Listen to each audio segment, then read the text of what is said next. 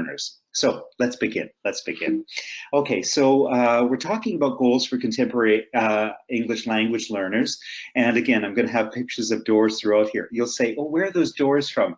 Well, you can see like this one. I've just put in little text at the bottom. It says Brighton for this one. So it's different cities. Maybe your city. Maybe it will be, some of them will be from your city. Who knows?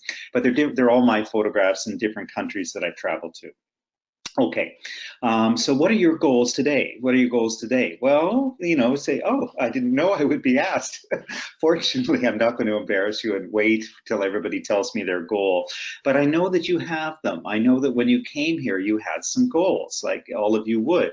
And your goals might have been, for example, you wanted to network. You're trying to extend yourself in language teaching and learning and meet maybe some other people, so you'll go online with this, and then you're sort of starting to make connections with Pearson and maybe even with some other people who are taking this webinar today as well.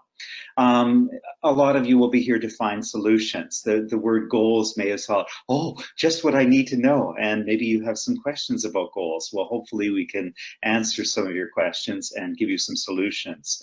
Hopefully some of you will even just be here to be entertained. And I hope that I am entertaining. I try to make this as interesting, as engaging as possible for you. Explore ideas, and maybe you're coming not to learn what you already know, but to learn something new. It's always interesting to see what somebody else has to say, even if you're an expert on goals, even if you use goals really a lot with your students. And maybe afterwards you say, oh, I have some ideas. I should share them with Dr. Beatty. And so please do. Please send those. No, you don't have to just send questions. You can send suggestions or comments on the presentation as well. And some of you want to challenge yourself. Maybe you haven't done webinars before. It's your first one. You're kind of curious about how it works. That's great too. Challenge yourself and to grow. And that's something we do as teachers. We're always growing. Nobody graduates from university, from teachers college, and says, ah, fantastic, I'm a perfect teacher now. I don't have to do anything else. I don't have to learn anything else for the rest of my life. No, it's not that way. With teachers, we're always challenging ourselves to move forward in the profession. And that's part of the last one. We want to move forward in a couple of different ways. One, we all want to become better teachers, myself as well. I teach graduate students and doctoral students, and I'm always questioning myself. What could I do better? How could I move forward in that way? And also, there's the opportunity to move forward in the profession to become more involved in some way. Maybe that means joining your local language association, which I encourage you to do. Be a member or volunteer and work on the board of it, something like that. Whatever TESOL or TESOL association you have in your own town, country, state, or province, try to do that. Or maybe you're looking to improve yourself so that you can move up, maybe become a manager of teachers. It doesn't matter, any reason. But all I'm saying is that you probably have some goals when you come into this lesson. Now, you're teachers, you're adults, you're educated, you have goals, and you're aware of those goals. But our students are not always aware of those goals. So we have to help them, and we have to help them with setting goals as well. Now, I'm going to start off with just showing you a few quick, ideas around the research on goal setting. They go back a long way. People have realized that this is important in language teaching and learning, and just education in general. So this is something from Ramazzotti, Ingram, and Lee in 2017. They say research indicates that teachers feel goal setting is an effective way to enhance academic engagement.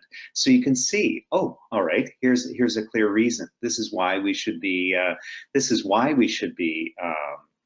setting goals with students. It is going to increase the students' engagement. Once they realize that they have some goals and we give them some personal goals, maybe they'll perform better in class because they'll be more focused.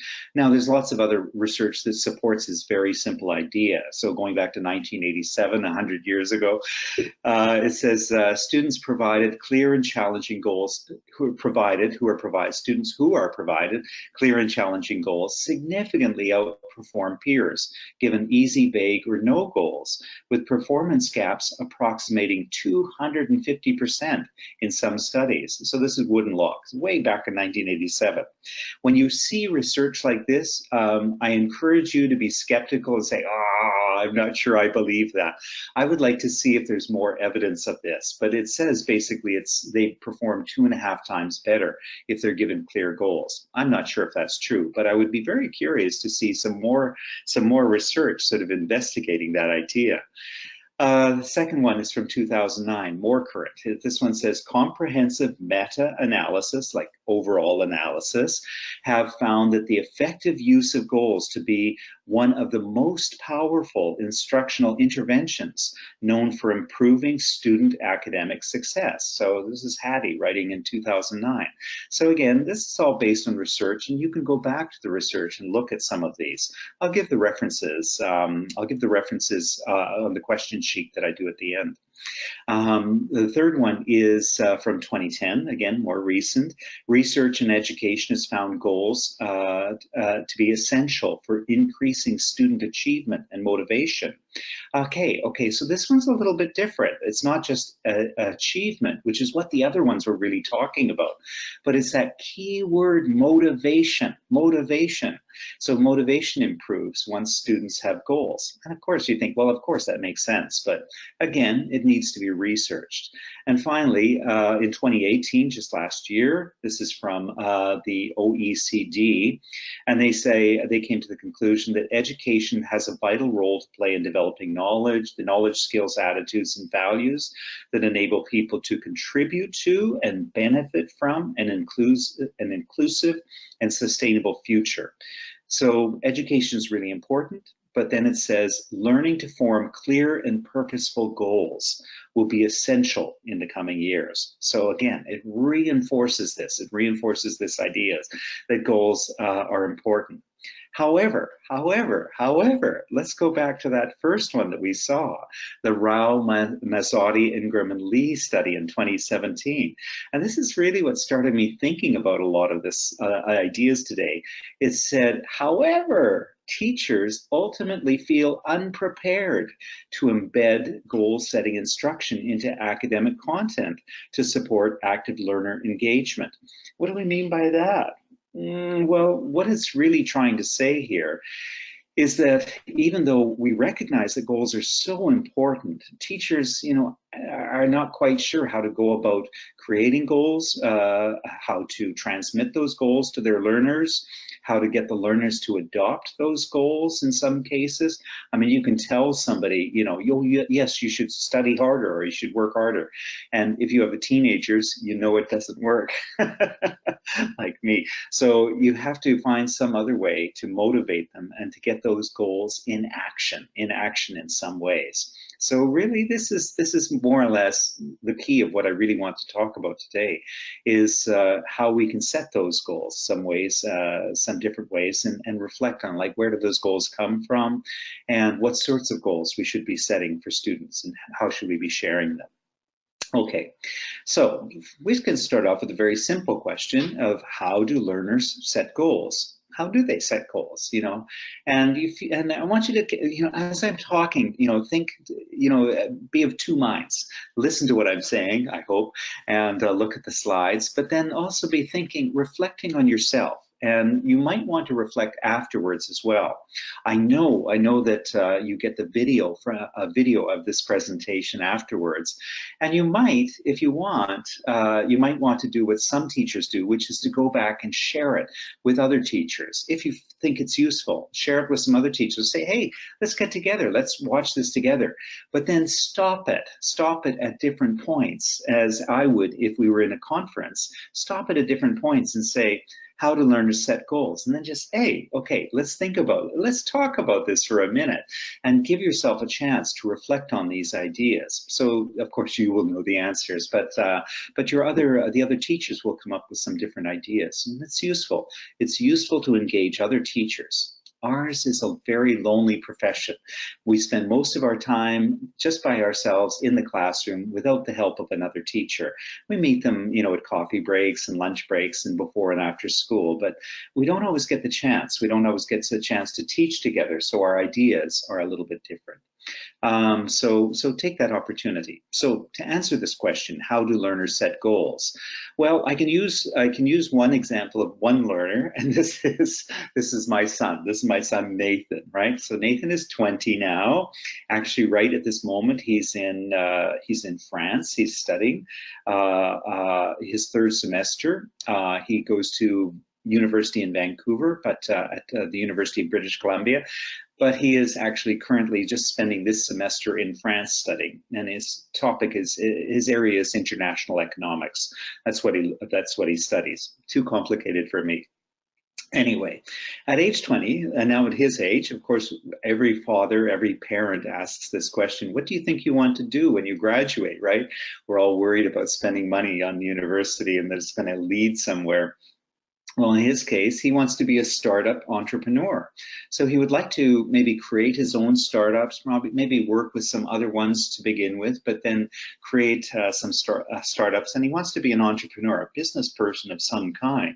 So I think fantastic, sounds great, so ambitious. At that age, I had no idea what I wanted to do. I really wasn't very sure what I wanted to do yet.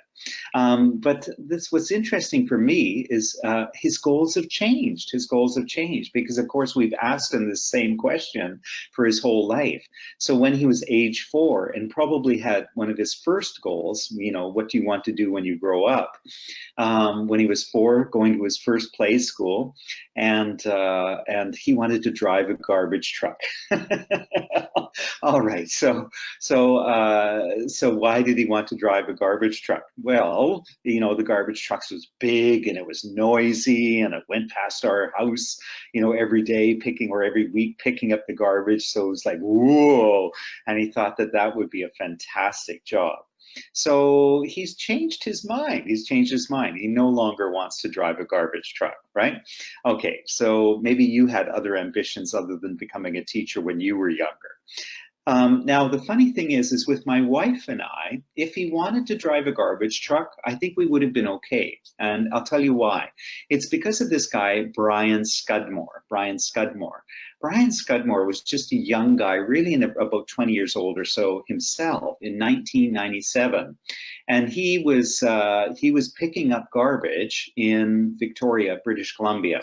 And he had a truck and he had an idea. And he thought, maybe I could go pick up people's junk, because he was helping people move quite often. And often when people moved, they got rid of things. And so he thought, okay, I'll charge to take away their junk, because he realized everybody's got lots of junk. Now, so what did he do? Well, he said then he recycles. He says he recycles like 30% of it or 75% of it, I think, actually. He recycles it. What does that mean? It means he sells it. He takes your junk away, things you don't want, but then he takes it and he sells it. If it's old furniture, he's going to, find some place to sell it. If it's things just like metals and glass, then he recycles it and maybe gets some money from that. I don't know. Anyway, the interesting thing is he was just a simple guy with one truck and everything else, but he had an idea. So he had an idea for a business, and he now is a billionaire because he's taken this idea all across North America and I think even Europe now as well. So I don't know, maybe in your own country or something like that, you might find that he's there. So interesting. So it's this sort of idea that, we as parents, we sort of understood this, whatever their passion was, that they would follow that passion and probably do quite well at it eventually.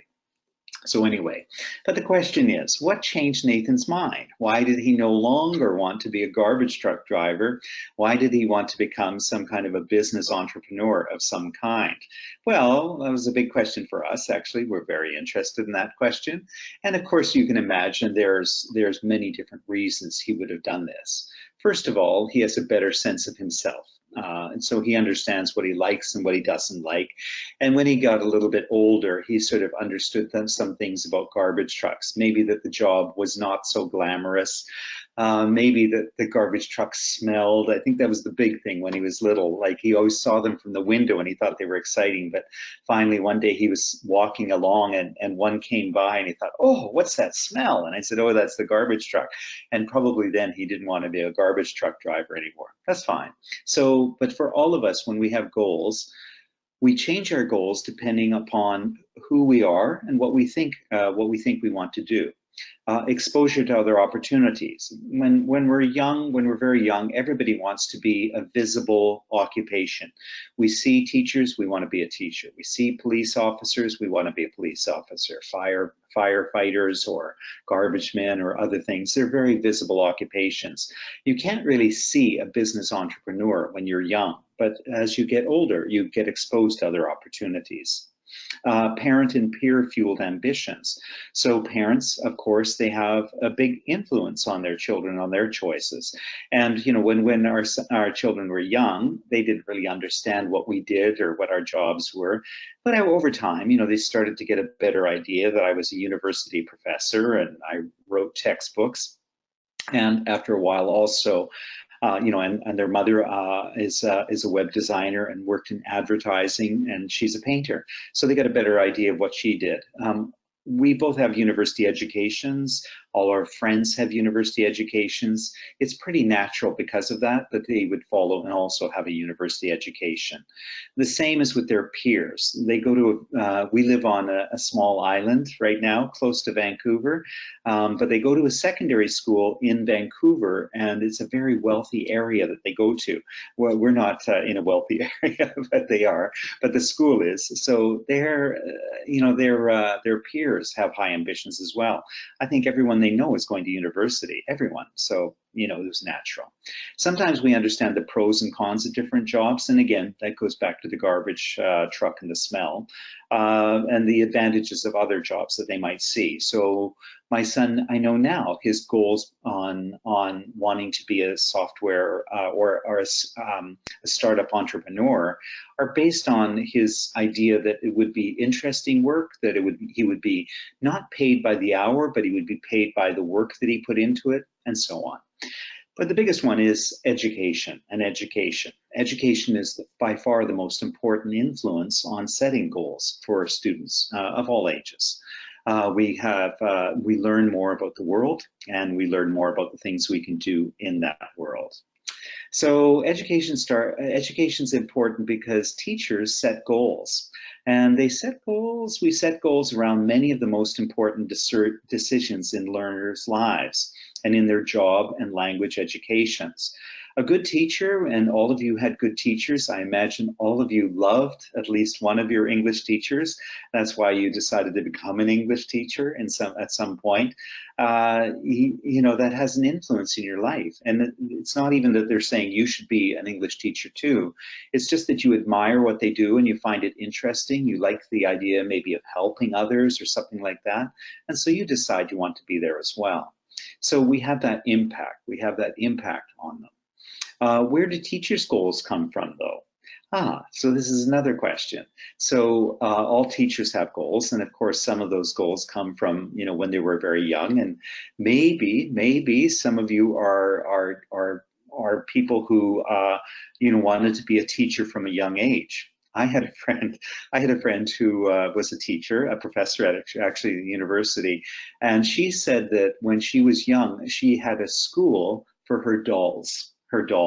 So she would set up all her dolls in a circle, and she would have it, and she would teach them in a class. So you could sort of see that maybe, yes, she was always going to be a teacher. I'm sure that's what her parents said. So, but goals come from different places, and quite often they start with, as I say, that favorite teacher. So this foolish boy looking up and not looking at the camera is me. This is in grade 7. And but what's more interesting about this picture is this guy. This guy was Mr. Chiga, and Mr. Chiga was my grade 7 teacher. Now, Mr. Chiga was an exceptional teacher.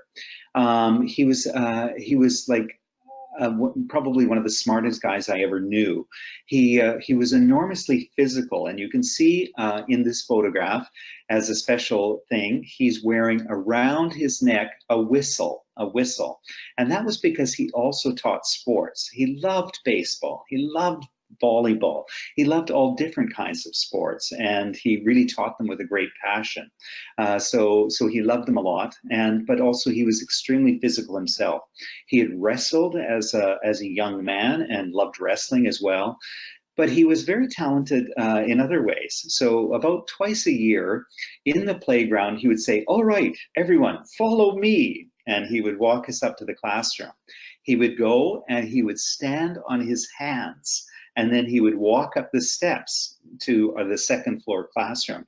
And this is when he was already in his 60s. He wasn't a young man anymore, right? So he was also passionate about many things that I am still passionate about. He introduced us to Greek and Roman history and to literature. And he made us feel like they were so important and so worthwhile and so enjoyable. And that really informed some of my own teaching goals in different ways. So he made an impact upon me, and that impact actually finds itself today. I still write textbooks in which I use things, for example, from Greek and Roman history. One of my editors asked me once, said, "Ken, how much do you know? How do you know so much about Greek and Roman history?" And I said, "Grade 7. That's where I got interested in it, and I never got uninterested in it. And I thank Mr. Chiga for that. So, but this is a curious thing when we talk about goals, and we have to look at the timeline that's involved here in some way. So Mr. Chiga, in 1970, when I was in grade 7, in 1970, Mr. Chiga was about to retire at the age of 65. So what does that mean? So it means that he was born in 1905. So that also means that he graduated from college around 1925. Really? When? 1925. What does that mean? Well, 1925 was 2 years before the television was invented. And for me, this is kind of like when I first thought about this, I thought, oh my goodness, because my specialty, my area for my own PhD work was in computer-assisted language learning, so high-level technology. And here I had a teacher, my favorite teacher was born before even, forget mobile phones and things like that. He was born before televisions, right? So it's kind of interesting to sort of put this in perspective. What does it mean? It means that his teachers would all have been born in the 1980s. So essentially, it's this different, it's this endurance of time. So how many of his goals came from, so long ago? How many of his goals came from the 1800s? I don't know. How do our teachers' goals affect our teaching DNA? So what impact has it had on the ways in which we teach, his attitudes, for example, towards discipline and humor and everything else in the classroom? How do our teachers' goals influence our teaching goals? So the teachers that we had, if they had very particular goals, how does that influence us in different ways? So it's a big question that I wonder about, and it's related to these goals, because as teachers, we need to clarify what our own goals are in the classroom. What are our goals for our students? What do we expect them to achieve? And how do we reach those ideas about our expectations? So it's all a big question for us. So yeah, okay. So let's continue. So what about you? What's a teaching goal you inherited from one of your teachers, good or bad?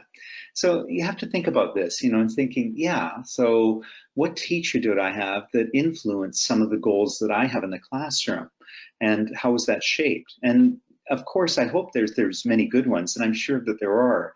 But are there also some teachers who had goals and that were maybe not so good that you need to re-examine? Again, this is the nature of teaching. We have to continuously re-examine what we're doing in the classroom and always be evaluating whether or not it works or not. So where else do teachers' goals come from? Well, teachers enter the language classrooms with a wide range of goals. We have very little choice. There's lots that are given to us in different ways. So, for example, many of our goals come from educational authorities or influencers of different cases. For you, if you're in a university or a high school or anything like that, or any kind of a school, you probably have a department head, or maybe you're the department head yourself. But you probably have somebody that you report to. And so that person is going to have certain goals and shape the tone of the department. It was funny today, I was reading something, just an article, and it was talking about why people leave jobs. Why, they were just examining, why do people quit jobs?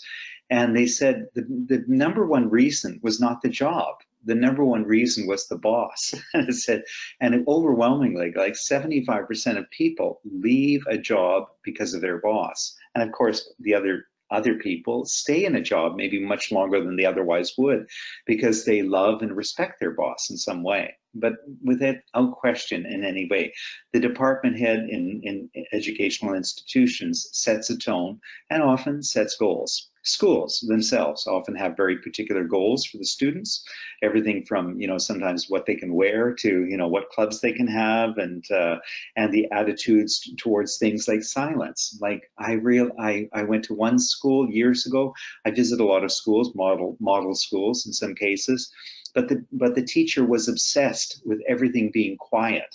Like he thought a good classroom was a quiet and only the teacher speaking. Well, it's ridiculous. I mean, language is a communicative act, and we need students to be speaking in the classroom. It's ridiculous that they should be so quiet all the time. So I thought that his goal was particularly wrong.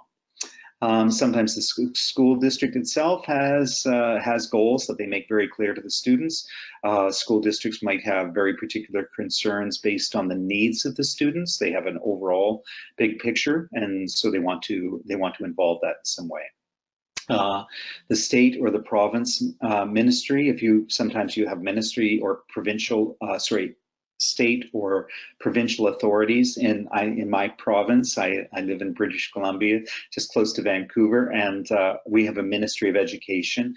In Canada, that's how it's done. It's not national. We don't have a national Ministry of Education. We only have provincial ones, and each province controls its own. So it has a big influence. So the education that you get in British Columbia is different from other provinces in Canada. In fact, it's quite funny because my wife was educated in Quebec, and so her education in history was quite different than mine. In my history, the British were the good guys, and the French were the bad guys. And in her history, the French were the good guys and the English were the bad guys. I mean, different perspectives, right?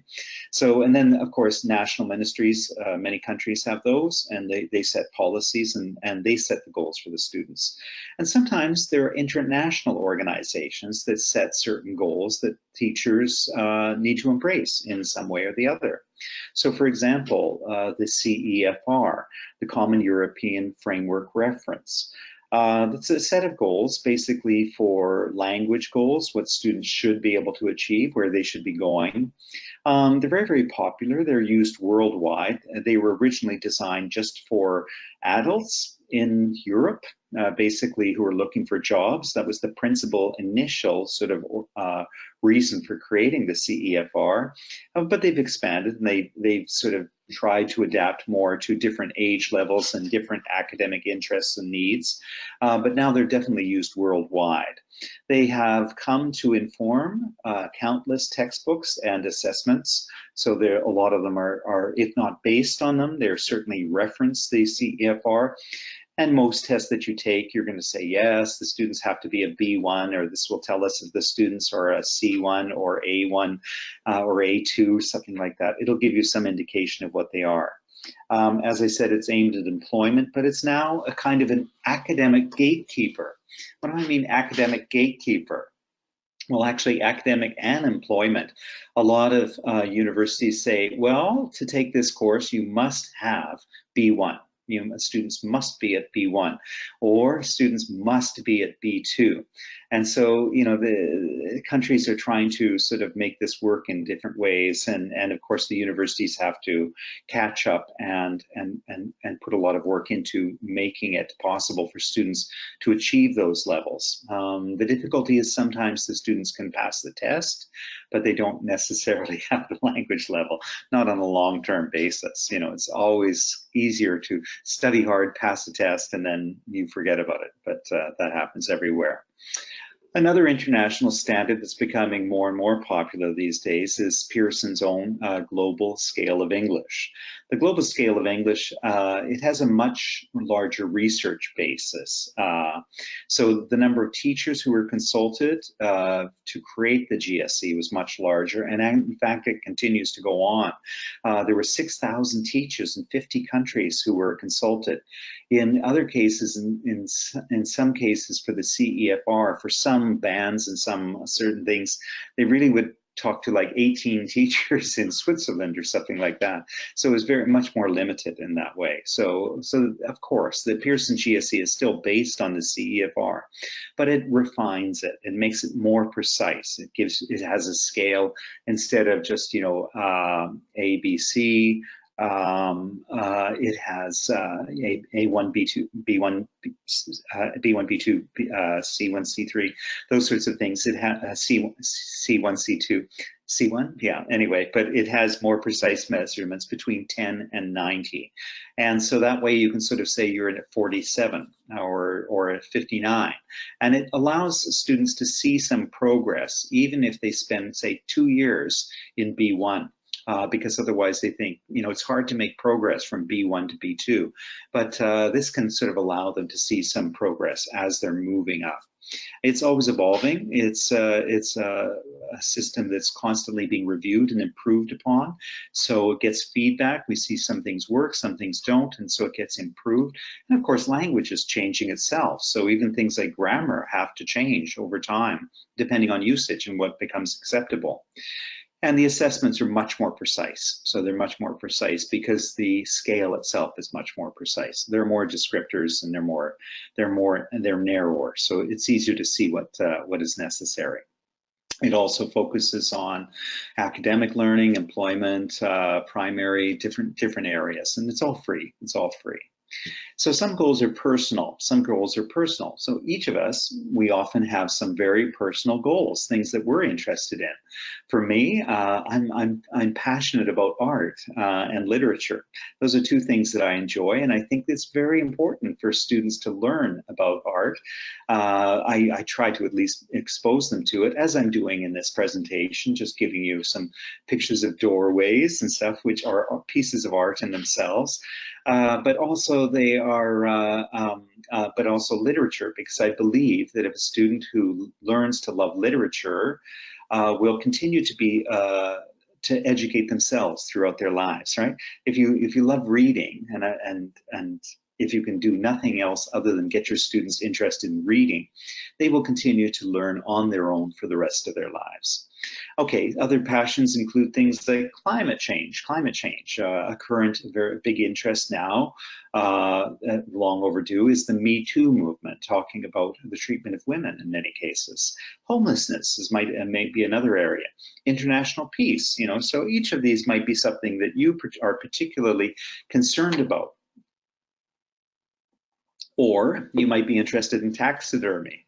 What? What do you mean by taxidermy? What is that? Say, okay, well, some goals are personal.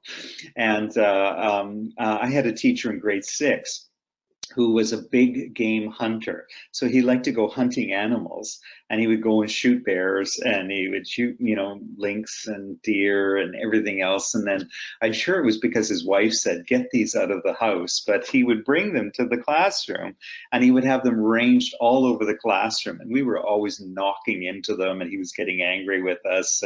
And then we said, isn't it cruel to shoot animals? He was our science teacher, and he thought he was doing a great thing. Okay, so some goals are personal. Now each of you will have some different passions, and that's fine. You just have to sort of decide which passions you have, and are they something students should be learning about? Maybe not taxidermy. This was a teacher. This is a story of a passionate teacher with a very particular concern about bullying. So she had very long her hair herself down to her waist. But you may have seen this story. It was on the news just last month, I think. And her name is Shannon Grimm. She's a teacher in Texas. But this little girl had her hair cut very short. And then all the other kids were saying, "Oh, you're a boy, you're a boy," you know, things like that. "Why do you get your hair cut so short? You're a boy." And all the kids were teasing her. The teacher did not say anything. She simply went after school. She went to her hairdresser. She said, "Cut it off. I want it to look like this little girl's." So she cut it off, and then she brought a box of bows, hair ornaments, and she brought a box of bows to this school. And every day at the beginning of class, she goes with the little girl and she said, "Let's pick out matching bows." And so that each day they put in the same bows into their hair. This woman is my hero. What a great, great teacher. What a fabulous thing to do. It warms my heart. In fact, she didn't have to go to the students and say, "Don't bully," or "Bullying is wrong," or anything else. She showed them by example. And she didn't have to make the other students feel bad. She simply had to show them that, this was acceptable, and that when you mistreat one person, you mistreat everyone. So I thought fantastic, right? So again, we have different, her goal was to deal with bullying, and she did it in a very creative and innovative way. What other social issues are? Well, actually, most people, this was a study that was done in the US, and they said pollution, civil rights, ineffective government, poverty, those were all big issues. I think we would have many of the same ones in Canada, where I live, and many other countries would be quite similar. Climate change, maybe. But the last one was education. Education was one of the social issues that people cared the most about. So that's interesting. So that comes back to us as well. So in our goals that we're transmitting to our students, are we transmitting an understanding of the importance of education and the tools that education provides to dealing with the challenges that we see in our world? Okay, so what goals impact the most on education? Well, there's a variety of things. So there's access, affordability, fairness, quality, value, and paths to work. What do we mean by these? Well, in terms of education, does everyone have equal access? Can you go to a good school? Is that school affordable? In some cases, schools are free. In Canada, we've got a free education system. Every child's expected to go. And the public schools, I have to say, are extremely high quality. At my children's own school, here I am in a rural island, a small island, not a wealthy population, but I think almost every teacher at my children's elementary primary school had a master's degree. So they're all very educated. The principal had a PhD. So yeah, so they're smart people and well-educated people. So, the cost of the education was free though. So it's paid for by taxes, of course. Is it fair? Is it a fair system, where everybody gets treated the same and gets equal access? Is the quality high? And is it good value for the time that's spent into our children really learning? That's really the question. The value is always like you are spending not money, but you're spending time. And are you getting something of quality for your time? And the last one that becomes increasingly important, especially with young adults and learners, is does education, and language education in particular, provide paths to work? Does it allow? So other goals are discovered. So for myself, for example, I got into linguistics. I was originally an English and social studies teacher, but I was teaching students and I realized, I knew a lot about Shakespeare, but I didn't know a lot about nouns and verbs and how to teach writing. So I went back and I took linguistics, and then eventually linguistics took me. I became more and more involved in it. And of course, I finally did my PhD in the area of English as a second language in computer-assisted language learning, but still English as a second language.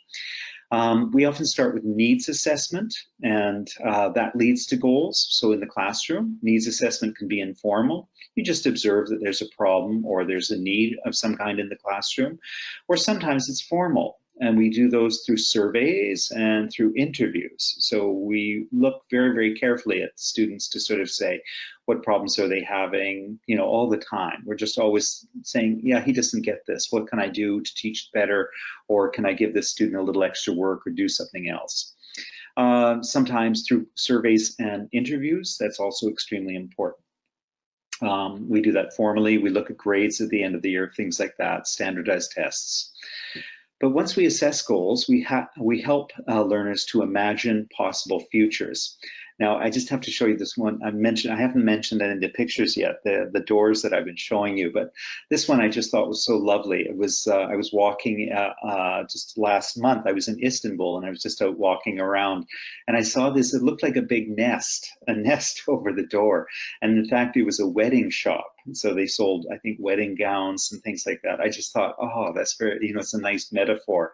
And I thought, what a nice metaphor for a classroom as well, a nest, someplace safe, you know, it's warm, it's nurturing, you know, somebody helps you, but then you're expected to move on, to leave once you're able to. So I thought that was good. That's about those possible futures that we have.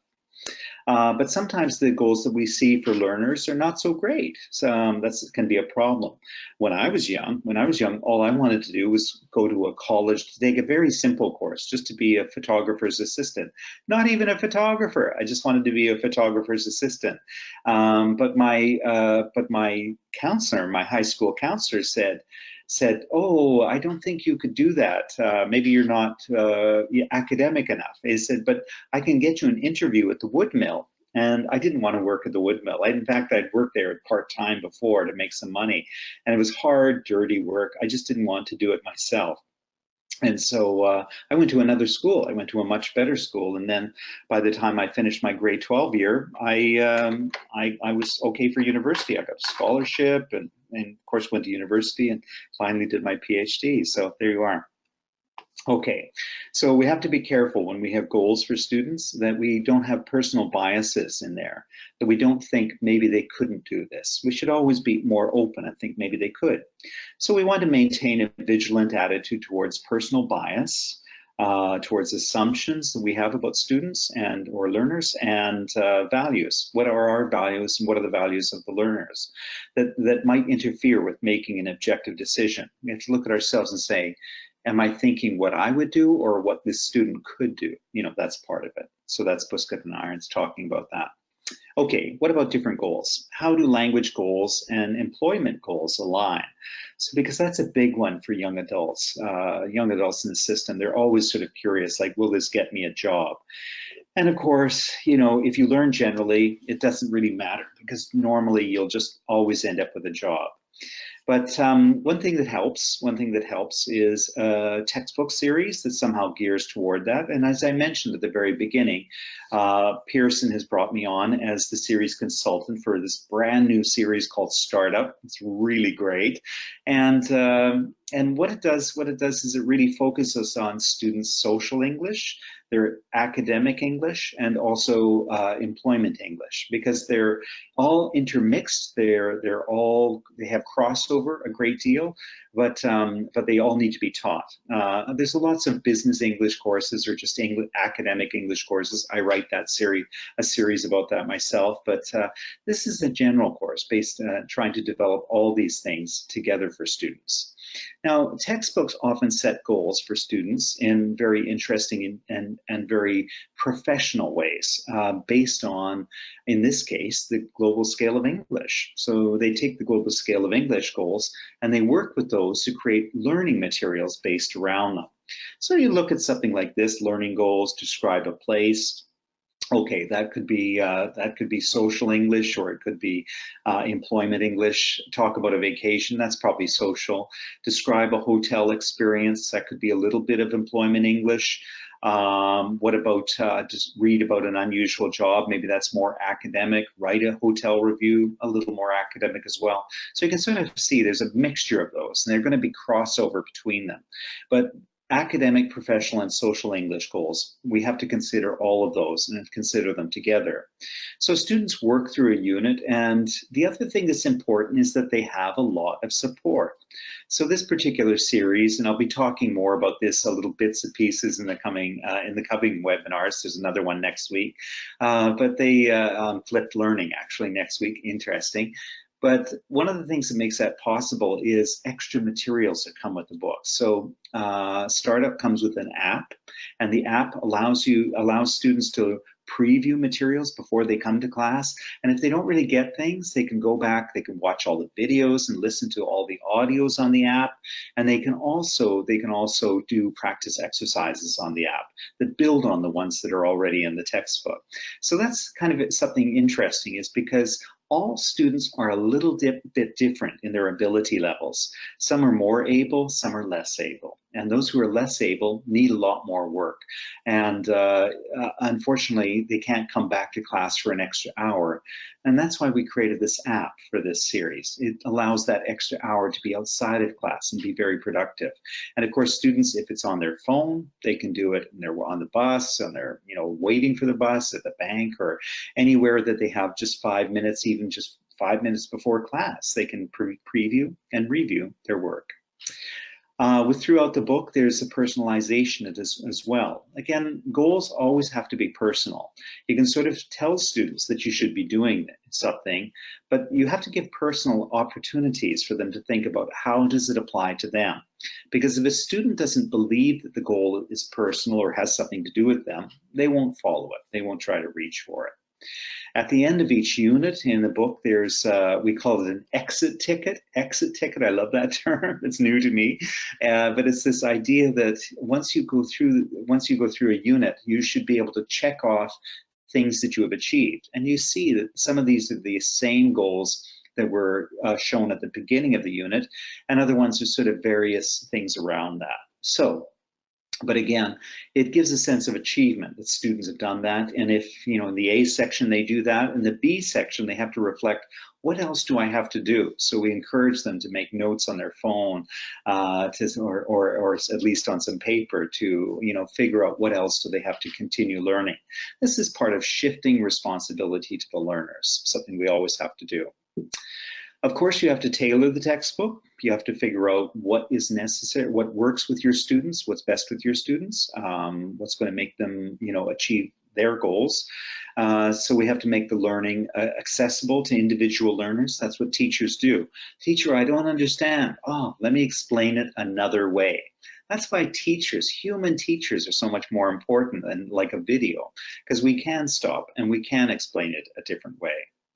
We have to go beyond the curriculum and textbooks to personalize things. You talk about, say, well, how is this important to you? Or how would you use this language? Or how could you use this language to talk about your hometown or your country or culture or your food or whatever?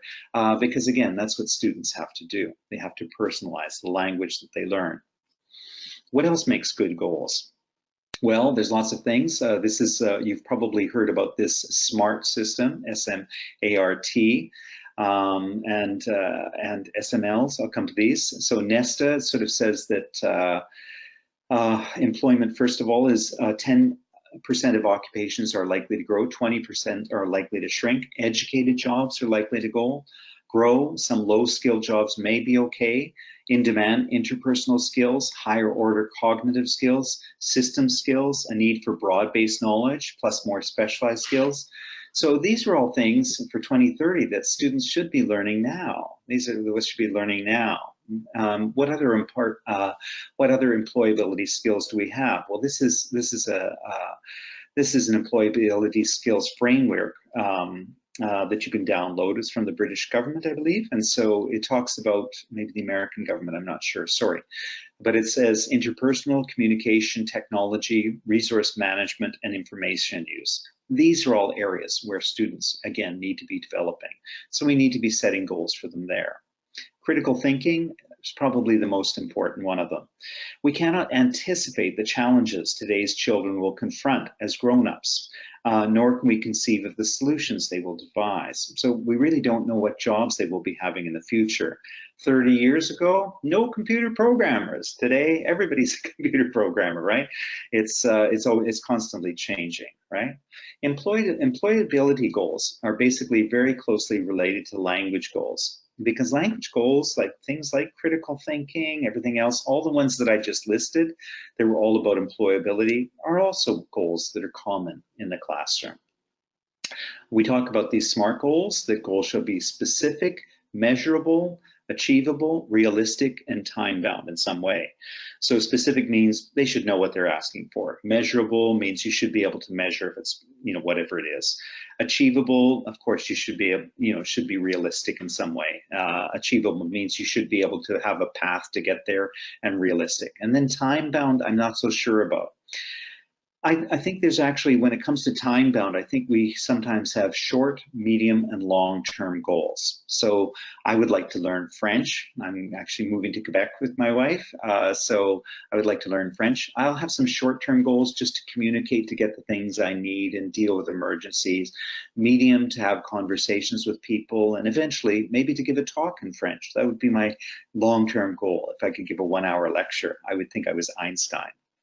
So again, we should give these same goals to students. What are your short-term goals? What are your medium-term? What long-term goals do you have? Okay, so ours is a very human profession. I talked about this last week a little bit, but just to say it again. Ultimately, tailoring goals and learning will avoid our profession being replaced by computers, robots, and videos. What we do as teachers is we can help set goals with students. If they're just watching a video of some kind, they're not getting the opportunity to do that, but we can help them with that. And it's again, what keeps us employed.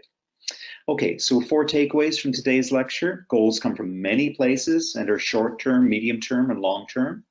Learners and teachers' goals evolve over time. We start with certain goals when we're younger, but with experience in education, we get new goals. Learners are more motivated when their goals are personal. So we're always trying to find a personal connection to the goals that they have.